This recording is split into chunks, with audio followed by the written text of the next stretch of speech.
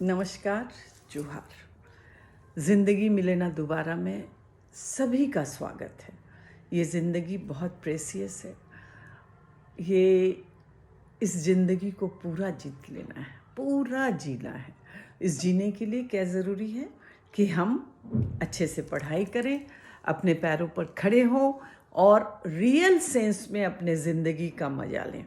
सबसे पहले तो आज पढ़ाई की बात करेंगे, क्योंकि बहुत सामने परीक्षाएं आ रही हैं। तो सारे बोर्ड एग्ज़ाम है, 8th के, 9th के, 10th के, 11th के, 12th के, और बच्चों की भी परीक्षाएं चल रही हैं। तो आप सभी किस तरह से तैयारी कर रहे हैं? तो आप सोचते होंगे कि भाई हम तो दिन भर पढ़ते हैं, रात में सोते समय भी किताब लेके पढ़ते हैं।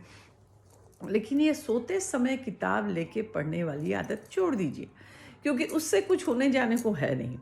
और दूसरी एक आदत जो आपने अपने मोबाइल को हमेशा अपने पास रखा है, उसको भी थोड़ा दूर कर दें, क्योंकि अभी तो आपकी ऑनलाइन क्लासेस चल नहीं रही है।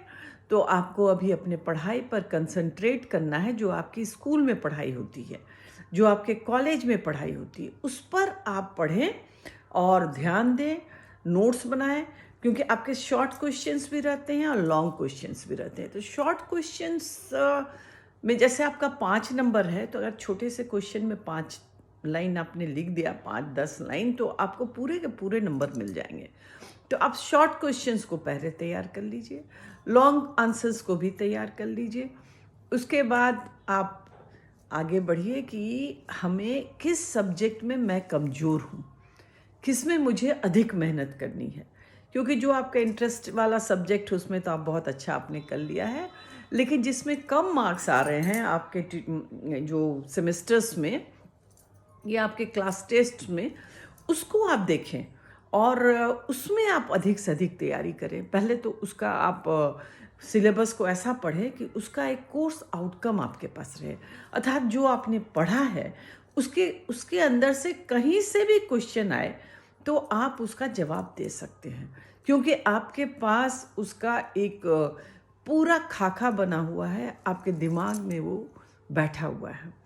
तो आप सारे सब्जेक्ट्स को एक साथ देखें, क्योंकि अगर आपको मैथ्स में 99 भी आ जाता है और सोशल स्टडीज़ में 50-60 आता है, तो आपका पूरा परसेंटेज गड़बड़ हो जाएगा। इसलिए आवश्यक है कि सभी सब्जेक्ट्स को आप बैलेंस रूप में पढ़ें और सब पर अपना ध्यान दें। और मैं बार बार कहती हूँ कि सोशल मीडिया से, मोबाइल से अपने को दूर रखें।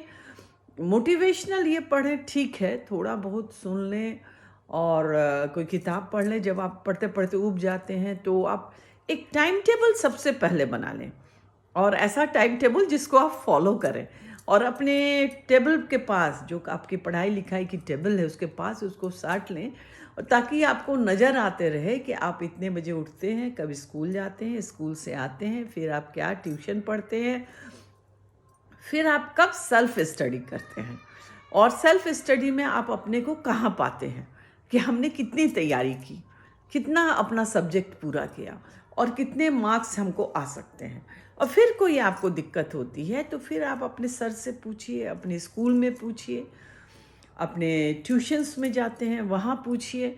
लेकिन आप अपने सारे डाउट्स को फरवरी 15 तक सारे डाउट्स का क्लियर कर लीजिए, और 15 फरवरी के बाद आप सिर्फ उसको रिवाइज कीजिए, ताकि आपके दिमाग में सारी चीज़ें जमी हुई हो कि हमको इसमें ये पढ़ा है, हमने इसमें ये पढ़ा है, इसमें ये पढ़ा है, कहीं से भी कुछ आता है तो मैं सारे का जवाब दे सकती हूँ, दे सकता हूँ। इस तरह की तैयारी आपको करनी है। अब आलस छोड़ देना है, बिस्तर छोड़ के टेबल चेयर पकड़िए और टेबल चेयर में पढ़ना है और सबको लिखना है। सिर्फ पढ़ लेने से नहीं हो कि लर्न बाय हार्ट तो मेरा हो गया, लेकिन वो नहीं, आप पहले इसको लिखेंगे भी।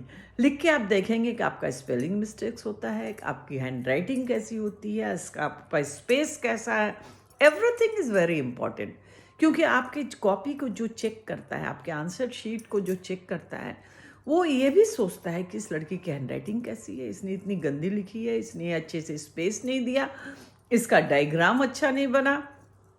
इन सारी बातों पर आपको ध्यान देना है। तो मैं आज इतना ही कहूँगी एग्ज़ाम्स के बारे में, क्योंकि कल गणतंत्र दिवस है। हम सबको अपने देश के लिए जीना है, मरना है, देश के बारे में सोचना है, अपने झंडे को प्रणाम करना है, सलाम करना है। और कल सरस्वती पूजा भी है।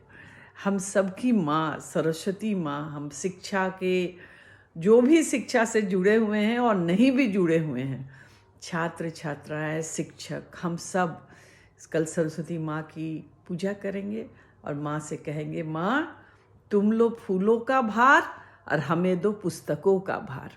आप सबको फिर से ज़िंदगी ना मिले दोबारा में बहुत बहुत स्वागत, बहुत बहुत आप लोग की शुभकामनाएं आप लोगों को। और आज मैं यहीं पर अपना वक्तव्य समाप्त करती हूँ कि आइए कल गणतंत्र दिवस मनाएं, सरस्वती पूजा मनाएं और फिर मिलेंगे ज़िंदगी मिले ना दोबारा में। जय हिंद, जय भारत, जय झारखंड।